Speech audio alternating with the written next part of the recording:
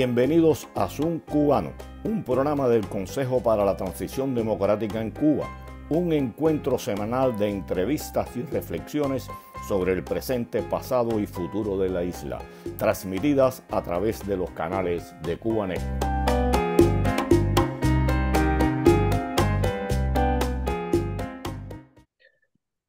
Muy buenas tardes tengan todos y bienvenidos a esta nueva emisión de Zoom Cubano. Me acompaña como siempre mi amigo y colega desde Madrid, Hernán Alberro, y desde acá, desde Miami, les habla Pedro Acosta. ¿Qué tal, Hernán? ¿Cómo estás? Muy bien, Pedro, ¿cómo estás tú? Bien, bien. Ya las cosas se van estabilizando. Hernán, pienso que es muy importante el programa que vamos a desarrollar hoy.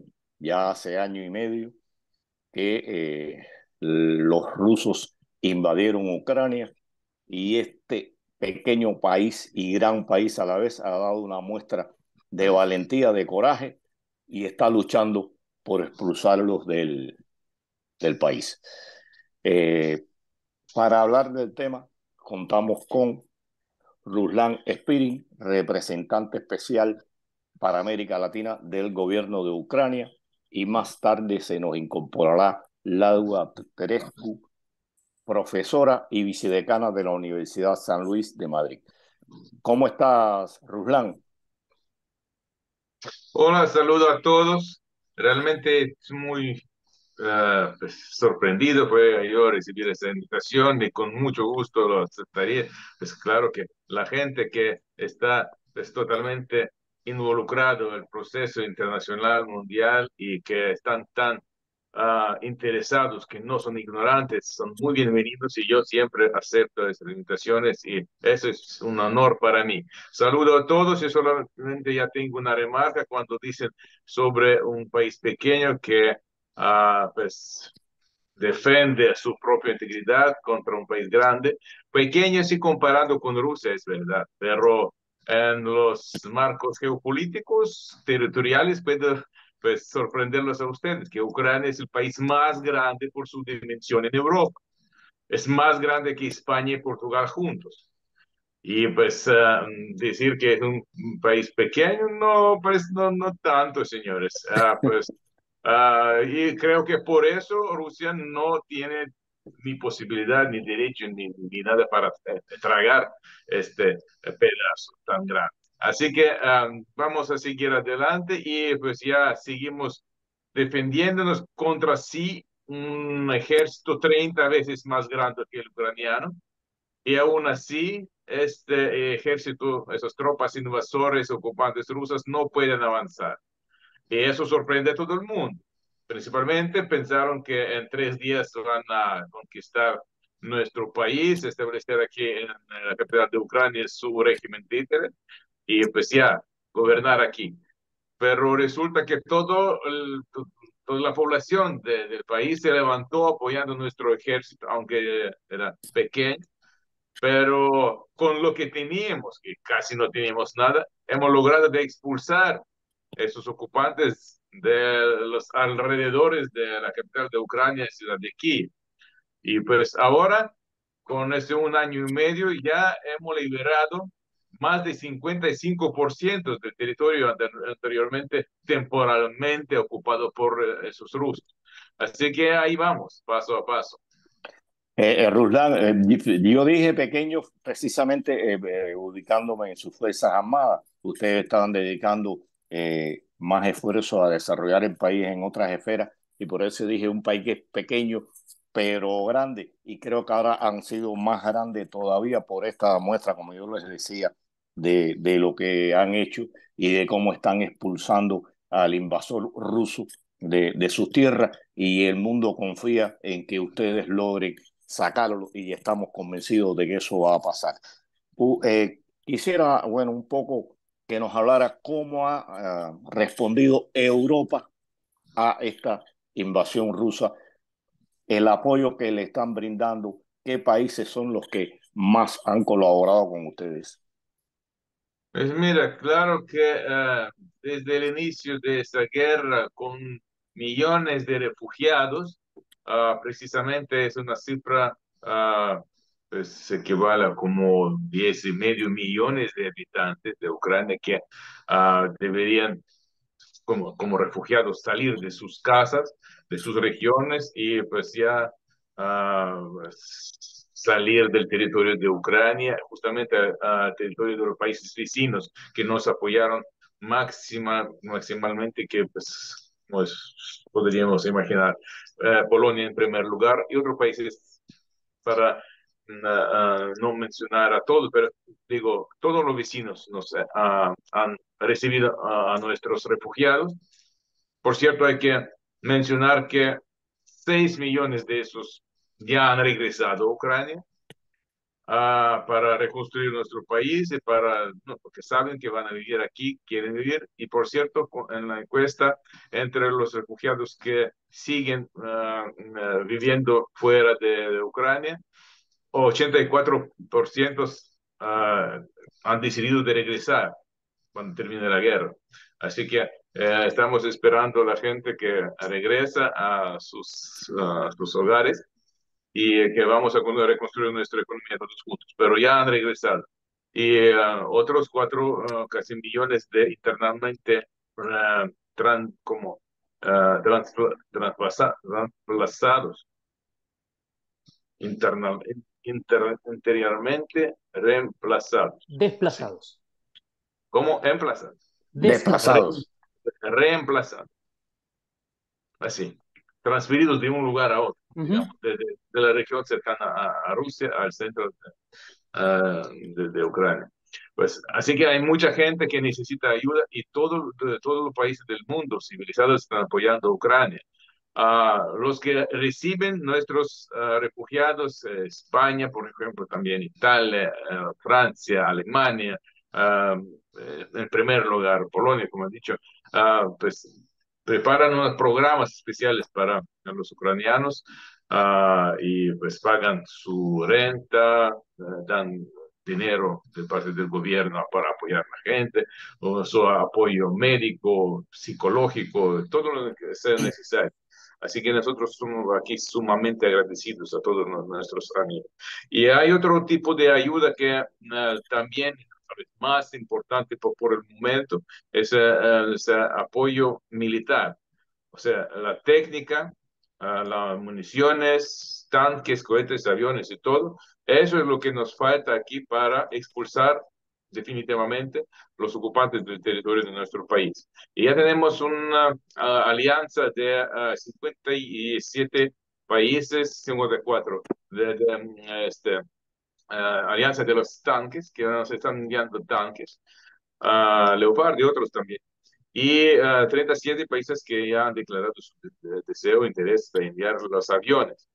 Pues eso para mencionar lo más importantes. Tanques y aviones, también estamos hablando de artillería de larga distancia, de artillería como tal, y eso no sí realmente necesita en el campo de batalla, que por cierto, esa línea de frente tiene largo de casi 1.800 kilómetros. Entonces, eso es realmente impresionante. Y cuando digo que ahora solo 18% del territorio ucraniano está ocupado por Rusia, no puedo decir que es poca cosa, 18%, es porque equivale como casi 100.000 kilómetros cuadrados, porque Ucrania tiene 603.000 kilómetros cuadrados por su dimensión. Y entonces casi 100.000 kilómetros cuadrados es mucha cosa. Y 1.800 kilómetros de línea de frente también es mucha cosa. No se puede, pues, de inmediato recuperar todo en toda la línea de frente, así que como generales de militares de batalla saben cómo funcionan esas cosas, pues no se puede ganar de una vez, especialmente cuando te mandan la técnica necesaria paso a paso, o sea, porque cada país tiene su burocracia y entre el deseo del gobierno de enviar esos sus tanques, aviones o técnica a Ucrania, hasta que llega a Ucrania pasan meses y cada quien tienen sus tiempos, sus términos, digamos. de traslado de su técnica y por eso no es como conveniente para pues, atacar de una vez con nuestra contraofensiva, porque hay que acumular toda esa técnica de una vez y luego ya comenzar a contraofensiva efectiva. Pero hay que mencionar lo más importante en lo que he dicho, que todos los países, especialmente de Europa y otros también del mundo que entienden que Rusia es una amenaza global, están enviando a Ucrania su técnica militar moderna. Y eso no quiere decir que están ayudando a un amiguito. Ellos todos entienden que están invirtiendo en su propia seguridad, porque entienden que Rusia no pretende parar conquistando un país, porque ya han declarado en muchas ocasiones, desde la pantalla de televisor, a los líderes de los partidos, gente de poder, a los diputados desde sus tribunas de parlamento, que pretenden conquistar otros países, comenzando de países bálticos, Polonia, llegar o matar todos en Alemania, llegar con sus tanques hasta Inglaterra y todo eso uh, tiene su apoyo entre su electorado. Así que la comunidad internacional entiende que es una amenaza global, que es un país agresivo y que es la única cosa que saben hacer. No pueden proponer al mundo nada bueno, digamos, la tecnología, algunas cosas que realmente pueden ser usadas por todo el mundo. Solo pues, están intentando de conquistar otros países y, por cierto, en solamente un siglo, Rusia ha participado en 73 conflictos militares, pues con todo el mundo. Así que, si quieren, yo voy a enviar esta estadística a ustedes. Pero eso es lo que es más importante, que todos saben que primeramente, si mandan a Ucrania su técnica, es mucho más eficaz y práctico que a los ucranianos, los soldados que saben manejar la técnica de todo el mundo, ya van a defender no solamente su territorio y sus hogares y sus propias familias, sino van a usar pues, como esa técnica como escudo contra esta amenaza rusa para defender a esos países en Europa y todo el mundo. Y es mucho más barato enviar su técnica que pagar por el sangre de su propia gente cuando Rusia viene. Así que eso es una inversión a su propia seguridad. Y nosotros apreciamos muchísimo porque, sinceramente, sin este apoyo internacional, sería mucho más difícil expulsar a esa máquina rusa porque es grande, no es moderna, no es motivada, no saben pelear bien, pero la cantidad de ellos son bastante grande y por eso necesitamos este apoyo. Claro que necesitamos ahora para, uh, digamos, hacer más rápida nuestra contraofensiva, nosotros necesitamos el apoyo de los aviones. Cada general de combate sabe que para efectuar esta ofensiva necesitan aviones y ya tenemos las declaraciones de los gobiernos que van a enviar F-16 y eso sí realmente va a ayudar bastante. Y también la artillería de larga distancia. Con eso, señores, pueden estar seguros que vamos a avanzar más rápido. Erlan,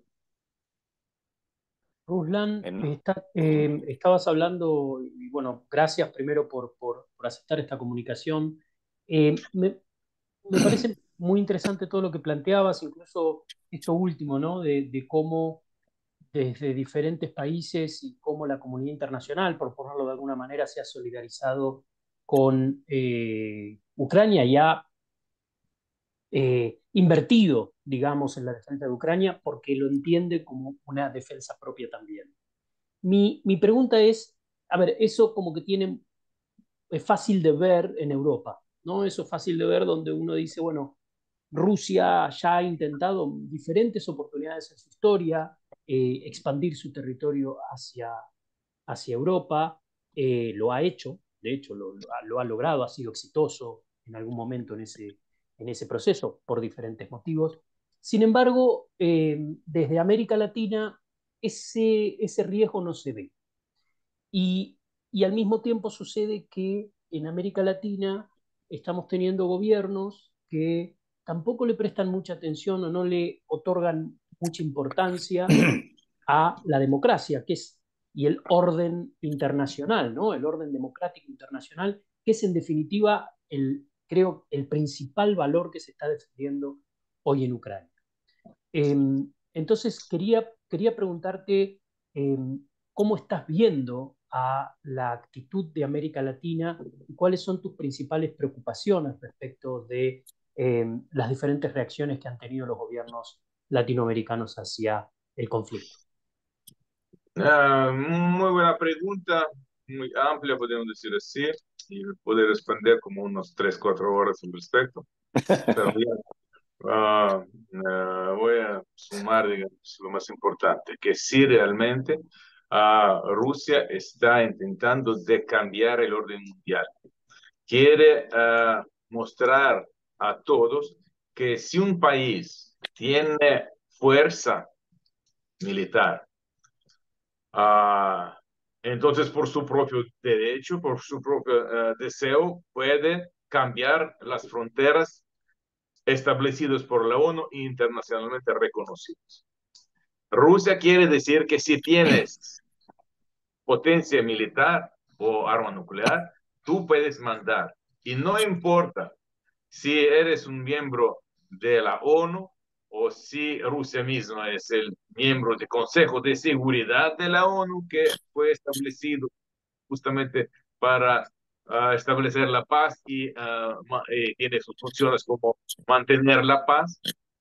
Y aún así, ese mismo miembro del Consejo Permanente, miembro permanente del Consejo de Seguridad de la ONU, pues se permite a sí mismo atacar el país, que también es el miembro de la ONU, por cierto, desde la Segunda Guerra Mundial. Ucrania tiene su propia membresía, no fue una parte de la Unión Soviética. Ucrania, por sus, digamos, por lo que ha hecho durante la Segunda Guerra Mundial, por su distribución a este tema de paz, ha ganado la membresía aparte de la Unión Soviética aquel entonces. Bien, y entonces Rusia quiere cambiar el orden mundial y está violando todos los principios básicos de la Carta de la ONU, tal como integridad territorial, soberanía, independencia de otro país. Y los otros países que son miembros de la ONU, se supone que deberían de defender a esta Carta de la ONU y las reglas principales de convivencia de las naciones. Y pues principalmente en el marco político lo están haciendo. Todos son defensores de la legislación internacional, pues todos. Y solo, no, quiero decir que en el sentido de apoyo de Ucrania, porque realmente todos los países están apoyando a Ucrania, todas las resoluciones y declaraciones de la ONU, y están votando a favor de Ucrania, acusando a los rusos, a Rusia como tal, por sus acciones agresivas. Menos un par de países como Venezuela, Nicaragua, a veces, que prácticamente son por las cuestiones, no sé, históricos, económicos, ¿qué? Se convirtieron de un cierto a un esclavos políticos o económicos de Rusia, que no tienen derecho de decir no a Rusia porque Rusia perdona las deudas millonarias, que Rusia manda sus armas a algunos, o paga a los gobiernos, o han pagado antes y esos gobiernos tienen tantos compromisos previos que simplemente no tienen derecho y no pueden decir no a Rusia, y pues están obligados de apoyar. Y pues por eso Rusia se queda en una compañía de Sudán, Corea del Norte, Cuba, Venezuela, también grandes democracias. Y pues, pero esos son pocos. Pero sí estamos hablando de la mayoría. pues todos están apoyando a Ucrania y todos están defendiendo la Carta de la ONU y todos entienden que si permiten a un agresor ocupar el territorio de otro país, eso va a significar que cualquier otro agresor tiene derecho de ocupar el territorio de su propio país. Entonces nadie quiere lo mismo, nadie quiere apoyar al agresor, al ocupante, al invasor, porque en este caso sería que él da bienvenida a cualquier agresor a su propia tierra. Pero al mismo tiempo hay cuestiones así medio económicos. Por ejemplo, algunos representantes de gobiernos me han dicho así en los couloirs, como que no tan abiertamente, digamos, que sí estamos apoyando todas las sanciones económicas financieras contra Rusia. ¿Y saben por qué? Porque con esto, con cada sanción más, vamos a tener los precios más bajos de parte de Rusia. Así que apoyamos esta política de sanciones contra Rusia y vamos a usarlos a su propio interés para comprar toda la mercancía por los precios dumping, más baratos posibles. Y a veces no entienden que cada dólar que gana Rusia se convierte en una máquina militar y llega a los cabezas de los ucranianos civiles con las bombas, lluvia de bombas, cohetes, misiles, proyectiles de arma rusa, que destruyen la infraestructura de todas las ciudades en Ucrania. Pues ese territorio más grande de Europa está atacado por Rusia durante todo ese tiempo. Si saben que los números de, por ejemplo, este, campo de combate en toda línea de ese frente, si calculamos intermediario, así era como más de 40.000 proyectiles diario lanzan rusos de su territorio al territorio de Ucrania. 40.000 proyectiles disparan de aquel lado a Ucrania. Y eso se trata solo de frente, campo de batalla. Pero al mismo tiempo están lanzando cohetes, bombardeando con los aviones, misiles, destruyen la infraestructura crítica de los ucranianos, de las ciudades ucranianas, comenzando especialmente en el periodo de invierno, cuando hace frío aquí, cuando las temperaturas bajan hasta menos 20 bajo cero, señores. Y cuando tú te quedas sin electricidad, sin calefacción, sin la luz, sin energía, sin combustible y sin internet, sin conexión, sin teléfono, sin nada. Eso lo hacen rusos. Y ningún país del mundo lo quiere para su propia gente. No, nunca. Y nosotros queremos que nunca lo recibiría. Jamás. Decía Usted, de la usted pregunta. mentó, Ruslan, usted mentó 3 países de América Latina y son 3 dictaduras: Cuba, Venezuela y Nicaragua. Y en el caso de Cuba es cínico el apoyo que le está dando a Rusia, porque Cuba siempre ha estado hablando de que es agredida por los Estados Unidos de Norteamérica y Estados Unidos nunca ha invadido Cuba. Sin embargo, es capaz de ceder ante los rusos por intereses económicos y políticos, como usted ha dicho. Es increíble la posición ambigua y tan cobarde que asumen algunos países latinoamericanos. Hernán. Tenemos que ir cerrando, pero me gustaría preguntarle a Ruslan para concluir, eh, ¿qué mensaje le gustaría transmitirle no solo a los gobiernos latinoamericanos, sino a los pueblos latinoamericanos desde Ucrania? Pues es algo triste que tenemos que ya terminar con eso porque podemos hablar horas y horas y por cierto estoy bienvenido 24 horas, 7 días, pues pueden llamarme y vamos a discutir sobre cualquier tema.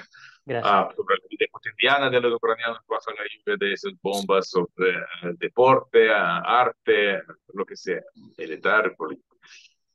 Pero hablando de ese tema, una vez más me mencionas, Si ¿qué tenías, dijiste? no, un mensaje que te Un mensaje, gustaría un transmitirle a... mensaje a todos ah, a todos los ciudadanos de la región. Pues primeramente quiero agradecer a su apoyo, que hemos recibido de muchos países el apoyo humanitario, con más de 11 paquetes de Argentina, por cierto, han llegado apoyo humanitario a los refugiados, especialmente medicina y todo. De otros países igual, hay mucho apoyo y nosotros sentimos este calor de sus corazones, que nos movilizan, da motivación para luchar y defender a todo el mundo contra esa amenaza global que es Rusia, que está rompiendo el sistema de seguridad mundial, porque ustedes ahí, en otro lado del mundo, no pueden vivir tranquilos justamente por causa de Rusia, que está rompiendo la seguridad energética, nuclear, radiológica, alimentaria, ecológica, todo lo que hace Rusia está amenazando a todo el mundo, no solamente a Ucrania. Y ustedes lo entienden y todos los pueblos apoyan a Ucrania, apoyan al país que está defendiéndose según la Carta de la ONU. Y algunos gobiernos solamente pues, por sus obligaciones o compromisos previos están apoyando, están obligados de apoyar las votaciones de Rusia, pero el pueblo de esos países no está apoyando a la sangre, a la guerra, porque todos nosotros somos seres humanos y estamos programados para vivir en paz. Nosotros queremos ver cómo crecen nuestros hijos, cómo van a la escuela, forman sus familias, que nacen los nietos y también se casan un día. Eso es lo que queremos, vivir en paz. Así que mi mensaje sería el mensaje de la paz. Nosotros aquí en Ucrania necesitamos más que nadie que establezca la paz. Estamos luchando, estamos obligados de luchar por la paz. Si no, entonces seríamos eliminados. Pero, como solemos decir aquí en Ucrania, pues no hay camino hacia la paz, porque la paz es el camino. Con eso comienza todo. Así que deseo la paz a todo el mundo y ahí llegaremos juntos porque el pueblo unido jamás será vencido. Ustedes lo saben bien. Muchas gracias, Ruslan, y pienso que esta no será nuestra única conversación a través de nuestro programa. Hernán. No, también agradecerle y a través tuyo, Ruslan, agradecer al pueblo ucraniano. Yo creo que, como tú lo has puesto muy bien, el pueblo ucraniano nos está dando una lección de cómo defender no solo nuestras fronteras, casi diría lo menos importante es la frontera en este caso. Lo que están defendiendo son valores, valores, como tú decías, del orden democrático mundial, valores democráticos y creo que eso es lo que tenemos que resaltar y no solo, no solo para el pueblo ucraniano lo están defendiendo, sino que están siendo el frente de batalla y el frente de resistencia para todo el mundo. Así que muchas Es que, gracias a es todo el que, pueblo ucraniano. es que el tema que nosotros sí estamos apoyados por todo el mundo. Pronto vamos a tener una cumbre internacional con que van a decidir o van a discutir esa fórmula de la paz de nuestro presidente Zelensky, que para establecer una forma de garantizar la paz a todas las naciones del mundo.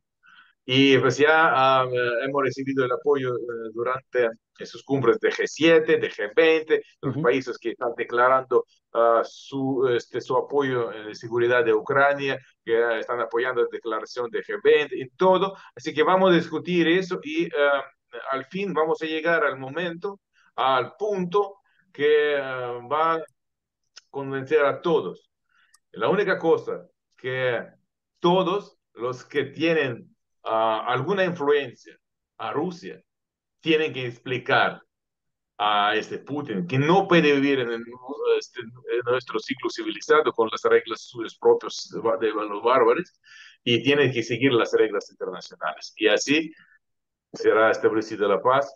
La única manera es que los soldados rusos salen del territorio del país soberano y ahí de una vez establezca la paz. Y de nuevo establecen los precios en las bolsas alimentarias, de gas, electricidad, petróleo y todo. Así que es muy fácil realmente, sí, para realizar, para establecer la paz, que salgan los ocupantes del territorio de otro país, punto. Y así que hay que usar toda su influencia a Putin, o que no era Putin, cualquier persona en Rusia que sí, ya sabe, ya puede Ujú. tomar decisiones en vez de Putin, porque no cabe mucho. Y es bien, con eso vamos a establecer la paz y vivir tranquilo en todo el mundo. Muchas gracias, señores. Gracias. Ojalá sea Venceremos. muy pronto. Sí. Bien, como les decía, ya se nos incorporó Laura Tedescu, profesora y vicedecana de la Universidad San Luis de Madrid. ¿Qué tal, Laura? ¿Cómo estás? ¿Qué tal? Buenas tardes. Buenas tardes. Hernán, te cedo la palabra en estos momentos a ti. No, bueno, gracias Pedro. Quería aprovechar a ver, venimos de hablar con el director para América Latina de Ucrania, y nos contaba cómo los gobiernos de todo el mundo, incluidos los de América Latina, y ahí quiero tu visión, Laura, han sido muy solidarios y han dado mucho apoyo a Ucrania porque entienden que es la causa de la democracia y del orden mundial establecido, ¿no? ¿Vos tenés la misma percepción específicamente para el caso de América Latina? No, la verdad es que la percepción que uno tiene es que no han sido lo suficientemente claros, ¿no? Que ha habido algunos, bueno, algunas impresiones que dejan ciertas dudas, ¿no? Esto de ahora de pertenecer a los BRICS, donde está Rusia, y yo creo que la condena no ha sido lo suficientemente fuerte, ¿no? Para Rusia, ¿no? Y eso me parece que es algo que tenemos que tener en cuenta. Me sorprendo realmente que esa haya sido la sensación de él. Sí, yo creo que hay que entender el factor diplomático. Yo creo que, lógicamente, los ucranianos están en la búsqueda de apoyos y entienden que en esa búsqueda de Mm, apoyos ser muy críticos les puede jugar en contra y lo entiendo. mm. Pero tú mencionabas recién lo del BRIC, lo de los BRICS y esta carrera, parece que quieren transformar los BRICS en, no sé cómo van a hacer con las siglas, pero va a Mm. terminar siendo todo el abecedario, digamos. Eh, ¿Por qué crees que es así? ¿Por qué crees que los gobiernos, o muchos gobiernos, de nuevo, no podemos generalizar, pero sí varios gobiernos de América Latina están tan ansiosos por ingresar en este grupo selecto de países? Yo creo que en realidad en ese grupo de países el más importante es China, más que Rusia. Creo que desde el punto de vista económico, eh, China es un aliado importante para América Latina, y entonces creo que eso es un punto que hace que los BRICS sean atractivos. Y además también el hecho de que, bueno, de que ni China ni Rusia tienen ningún tipo de condicionalidad política, que era lo que pasaba anteriormente con Estados Unidos o con Europa o con el Fondo Monetario, con el Banco Mundial, ¿no? A ellos no les importa lo que pasa dentro de los países, si tienen que invertir, si tienen que invertir para generar recursos naturales y luego llevarlos a sus países. No les interesa si hay una dictadura, si hay violación de derechos humanos, si hay libertad de prensa, porque en sus países no existe eso. Entonces creo que eso es fundamental.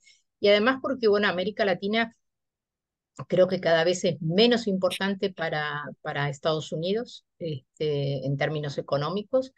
Y bueno, a pesar de que finalmente se ha firmado el tratado con la Unión Europea, tampoco creo que haya grandes inversiones por parte de la Unión Europea. Y lo que los países, la mayor parte de los países de América Latina necesita es inversiones en infraestructura y además, sí, bueno, sí, el comercio, sobre todo productos agrícolas.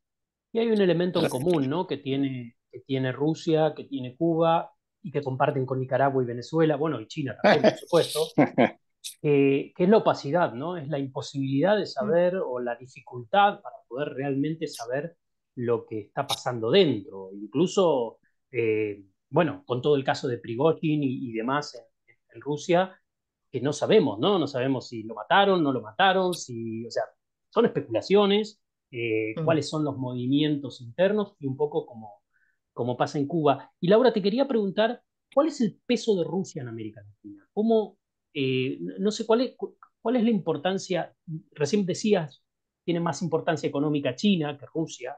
Eh, entonces, la pregunta que me surge ¿es por presión de China que hay esta cierta cercanía hacia Rusia? ¿Es por una vinculación histórica? ¿Es por una alineación ideológica? ¿Por qué crees que especialmente gobiernos o simplemente para llevarla contra Estados Unidos y a los países del occidente? O sea, ¿por qué crees que precisamente estos tres gobiernos autoritarios de la región fueron los más eh, solidarios hacia Rusia, digamos? Bueno, justamente porque son gobiernos autoritarios que bueno, nunca se supo a ciencia cierta si las Fuerzas Armadas rusas tienen algún grado de injerencia en Venezuela, por ejemplo, de alguna manera con ayuda logística o algo así. Bueno, Cuba y Nicaragua, yo creo que es básicamente porque son gobiernos autoritarios, digamos. Entonces, Rusia no es, China creo que tiene que ver con el lado de las inversiones, con el lado de ser un socio económico importante y que además, como te dije, no tiene condicionalidades políticas. Pero Rusia creo que tiene que ver más con la pérdida de la defensa de la democracia en América Latina, ¿no?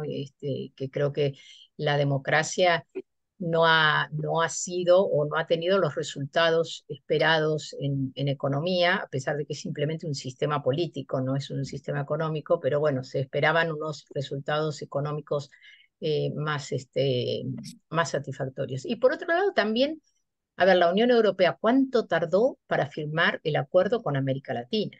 O sea, y el Estados Unidos, el comercio con Estados Unidos no es un comercio muy relevante. Entonces, claro, también los gobiernos de América Latina tienen que tratar de encontrar inversores, tratar de encontrar con socios comerciales donde pueda. Eso también hay una responsabilidad, creo, sobre todo de la Unión Europea. Mira, en cuanto a la situación de Cuba con relación a China, pienso que las relaciones políticas y sobre todo comerciales entre Cuba y China han tenido encontronazos desde los mismos inicios de la revolución y ya la apuesta por Rusia desde el punto de vista de Cuba responde a que Rusia ha sido muy noble, entre comillas, con Cuba e incluso Putin llegó a condonarle 30.000 millones de dólares y no le queda más remedio que seguir apostando por los rusos. Creo que por ahí viene la situación de Cuba. Ya en el caso de Venezuela y Nicaragua incluso pueden estar también influenciados un poco por Cuba. Recuerden que Cuba tiene una influencia muy grande sobre Venezuela y Nicaragua. Y Laura, te quería preguntar políticamente cómo ha quedado Rusia en el contexto europeo.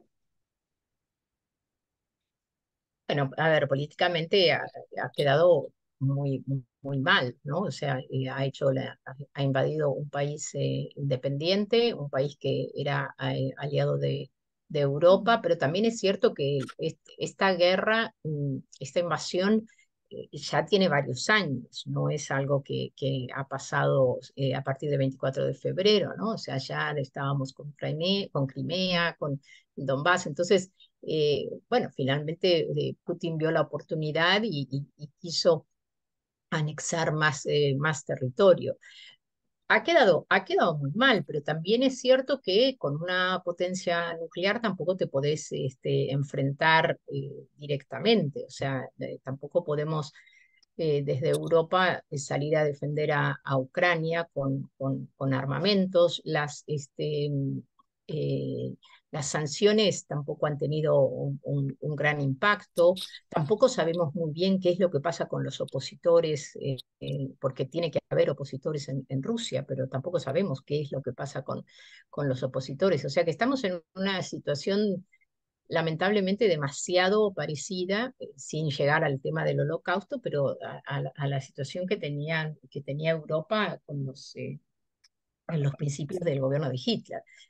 Supongo que no, esperemos que no lleguemos a otro holocausto, pero bueno, esta sensación de que, bueno, dieron un paso, ahora dan otro, y siempre por el miedo de los armamentos nucleares o de entrar en una guerra que involucre a toda Europa, siguen avanzando. Hernán, Sí, a ver, conectando con lo que decía Laura, ¿no? Este tema de la violación a los derechos humanos por parte de Rusia en Ucrania y el no saber, y esto lo decía bien claro Ruslan Spirin en nuestra conversación previa, ¿no? El no saber dónde va a acabar, porque Ah, realmente Rusia, bueno, de nuevo, no sabemos cuáles son sus intenciones y aún si las supiéramos, no podríamos confiar, ¿no? Entonces no, cualquier argumento o cualquier situación va a ser una oportunidad para Rusia seguir empujando sus fronteras eh, por, probablemente hacia Occidente, ¿no? Eh, y, y, entonces quizás nos saca un poco del tema de América Latina, pero me pregunto, eh, y, y, lo quiero conectar con toda esta cosa del multilateralismo y el nuevo orden mundial, ¿no? ¿Qué puede hacer Occidente o qué pueden hacer los países democráticos? Eh, Podemos empezar por América Latina, aunque su relevancia es menor, pero occidentales y bueno, y también asiáticos, pero que son democráticos, que no son tantos, eh, para tratar de contrarrestar esta situación. ¿Alcanzan las sanciones? ¿Alcanza? El director para América Latina de Ucrania nos decía, bueno, necesitamos aviones, algunos aviones van a ir llegando, necesitamos más armamento, necesitamos... Por ahora está todo puesto muy desde el punto de vista bélico, lo cual, bueno, entiendo, hay una guerra, pero me pregunto si hay algo desde el punto de vista diplomático, si hay algo desde el punto de vista institucional que podamos hacer.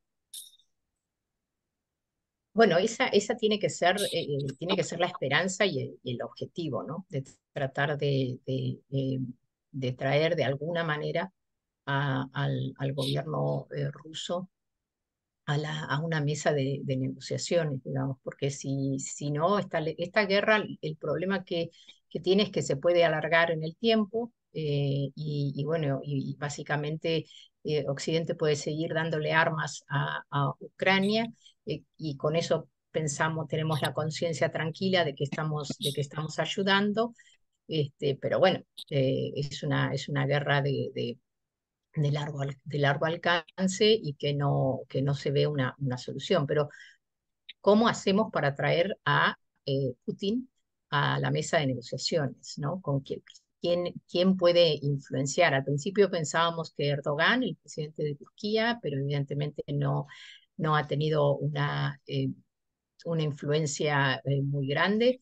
Quizás hay que empezar a poner mayor presión con China, y con otros países que pueden, con India, o sea, con los BRICS, que pueden quizá tener una fuerza para tratar de convencer a Putin de llegar a una mesa de negociaciones. Obviamente que si llega a una mesa de negociaciones, también tenemos que estar preparados a que Ucrania va a perder territorio, porque si no pierden, si los rusos o Rusia no pierde la guerra, seguramente es porque se va a haber que ceder territorio ucraniano, y eso también hay que convencer a los ucranianos. La otra cuestión es, pero bueno, yo creo que es eh, lo voy a decir de todas maneras, aunque creo que es realmente algo que no va a suceder, es confiar en la sociedad civil rusa y empezar de alguna manera a influenciar en la sociedad civil rusa, para ver qué es lo que, hasta qué punto ellos también pueden aguantar. Lo que pasa es que la propaganda también es muy fuerte, ¿no? De que Ucrania es parte de Rusia. Entonces, es que se los dejó llegar muy lejos. Si hace poco vi una serie sobre todos los oligarcas que fueron asesinados en el Reino Unido, eh, por el régimen de Putin, ¿no? Y estaba muy claro para los servicios de inteligencia británicos quiénes eran los que estaban detrás de esos asesinatos. Pero no se hizo nada. Y no se hace nada porque es una potencia nuclear y porque tenés a un presidente como Putin que, bueno, que te puede mandar un cohete nuclear en cualquier momento, ¿no? Es una persona que no tiene ningún tipo de miramientos, ¿no? Ni de remordimientos. Con lo cual es una situación muy, muy complicada, pero es una situación también para lo cual deberíamos haber estado preparados. O sea, yo creo que Estados Unidos, Gran Bretaña, los servicios de inteligencia sabían, digamos, que estaban de lo que estaba pasando en Rusia y se dejó pasar, ¿no? Porque, bueno, justamente porque no se sabe muy bien qué hacer, ¿no? Por el tema de que se respeta la soberanía del país, pero bueno, nos queda la sociedad civil rusa que comiencen a cansarse de la guerra, o China, la India, bueno, Brasil, Sudáfrica, que como partes de los BRICS digamos, persuadirlos a estos países para que traigan a Rusia a una mesa de negociaciones. Pero Tocaste yo una no, cosa. no, que yo no lo veo eso en el corto plazo realmente. No, hay una cosa que tú dijiste. Yo creo que va a ser incluso más difícil convencer a Ucrania en la mesa de negociaciones a que sea terreno, a que Putin se siente a negociar. Ellos, por lo que he visto y lo que he oído, no van a transar en eso. Pero pienso que tal vez una combinación de problemas diplomáticos, un poco también la guerra que hasta ahora no ha surtido el efecto que se esperaba con la ayuda de armamento, pero pienso que si Europa cierra filas desde el punto de vista económico y llega a cabo todas esas medidas que se pidieron, pudieran llevar a Rusia al convencimiento. ¿Tú crees que por la vía económica pudiera, cumpliendo realmente lo que se ha dicho y apretándole un poco más el cinto a Putin desde este punto de vista, pudiera él sentarse a pensar en ceder en la guerra? Desde el punto de vista de sanciones económicas. Sí, pero que se Mm, cumplan realmente, no como ha mm, sucedido hasta mm. ahora, ¿no? Sí, sí, sí. Bueno, sí, eso podría ser, pero también creo que, también coincido con vos, Pedro, que va a ser muy difícil que Ucrania ceda territorio, ¿no? Pero bueno, esta guerra, para terminar, todos tienen que perder un poquito y ganar otro poquito. Ganar es ganar la paz, y la reconstrucción, que seguramente Europa va a poner dinero para reconstruir la parte de Ucrania que quede para Ucrania, ¿no?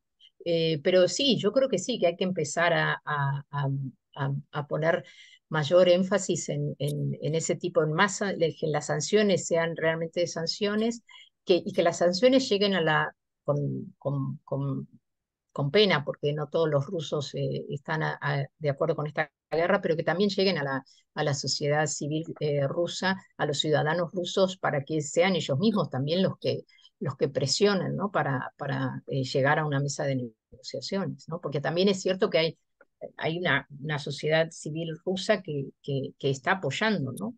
O por lo menos está callada, digamos, no, si no apoya, por lo menos hay silencio, ¿no? Laura, yo En- tengo dos preguntas. Perdón, Pedro. Eh, ah, Mientras hablabas y comentabas lo de Putin y la posibilidad de sentarse en una mesa de negociación y demás, eh, pensaban en que además, digamos, de probablemente ceder terreno y demás, previo a todo eso hay que aceptar algo que yo creo que los ucranianos no van a estar muy de acuerdo en aceptar, y no sé hasta qué punto la comunidad internacional debiera aceptarlo, que es la impunidad, ¿no? O sea, porque finalmente va a haber que aceptar que un régimen que violó todo tipo de tratados internacionales y todo tipo de, de, de reglas, incluso durante la guerra, eh, va a seguir business as usual, ¿no? Como suelen decir. Y yo a veces pienso que en esta cosa de restablecer el orden internacional, por supuesto, no comprando el multilateralismo y demás, sino refundando la ONU y diciendo, a ver, no puede haber en el Consejo de Seguridad, entiendo, son países poderosos, son países con bombas nucleares, son países con mucha capacidad de influencia, no pueden estar en el Consejo de Seguridad dos países cuyos pueblos no deciden sus futuros. Y sí, bueno, pero claro, a ver, eso sería un Soy mundo muy ideal. idealista, yo lo sé. Claro.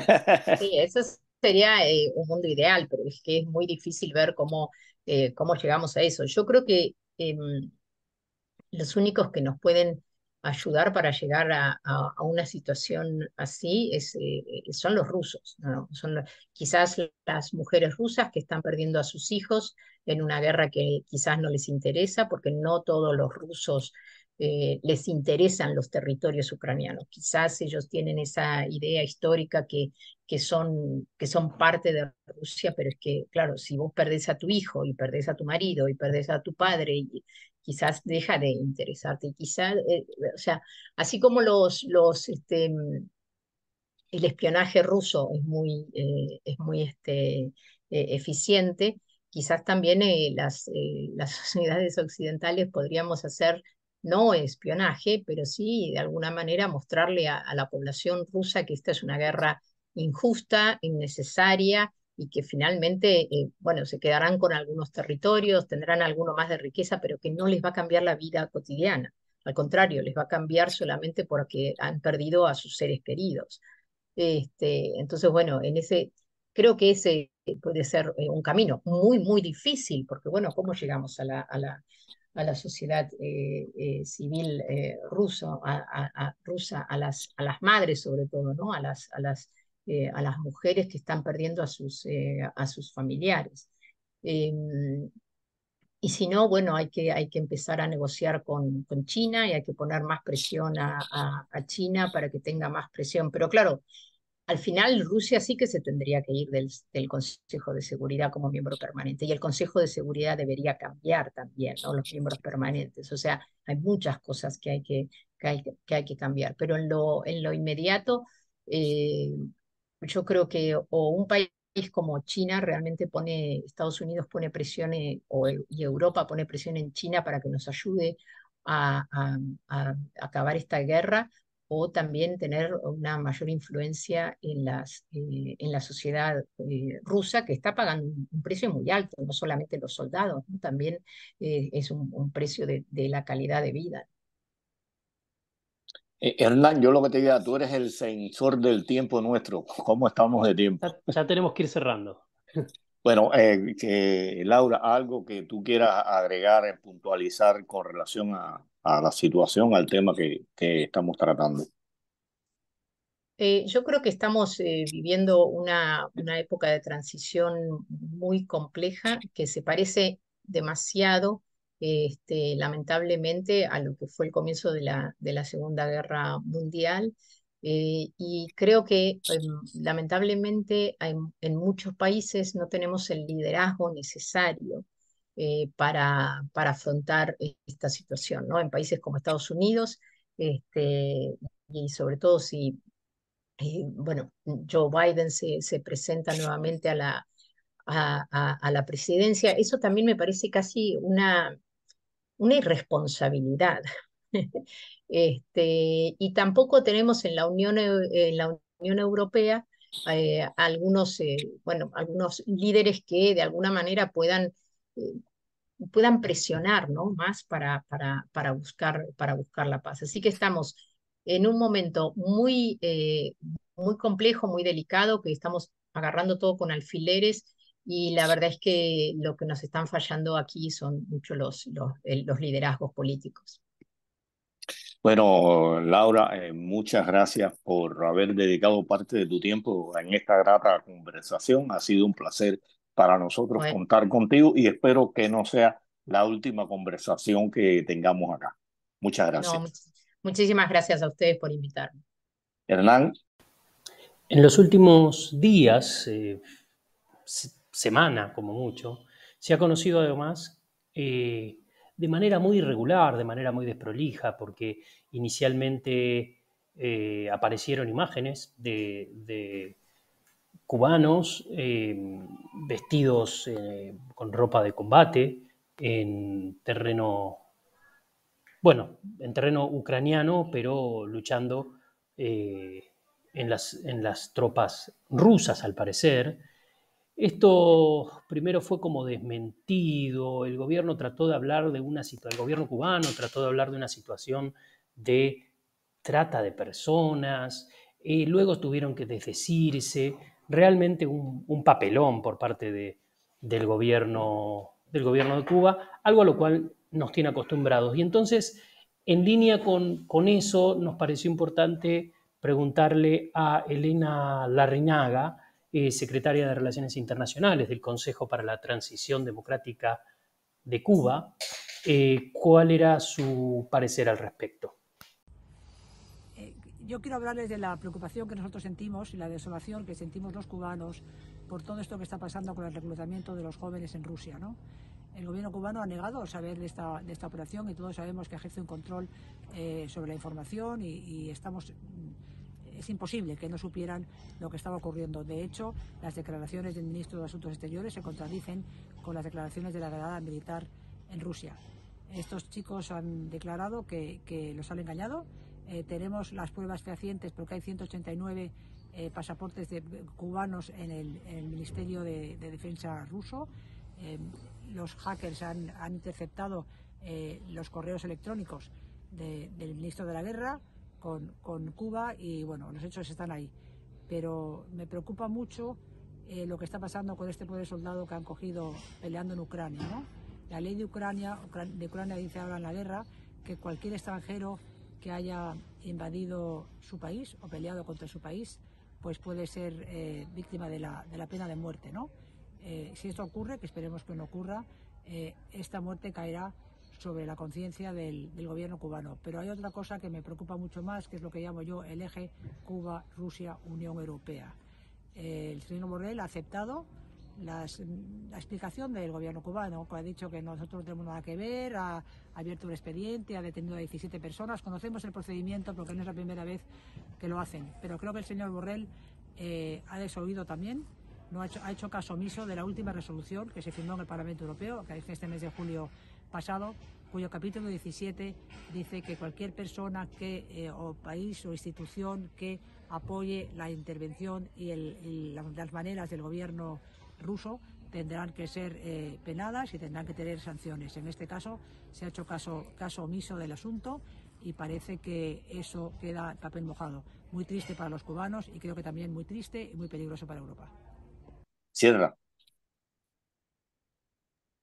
Bueno, entonces gracias Pedro, esto ha sido todo por hoy y dejamos la invitación hecha como siempre en su cubano el próximo sábado a las 5:30 de la tarde, hora de Miami, por los canales de Cubanet.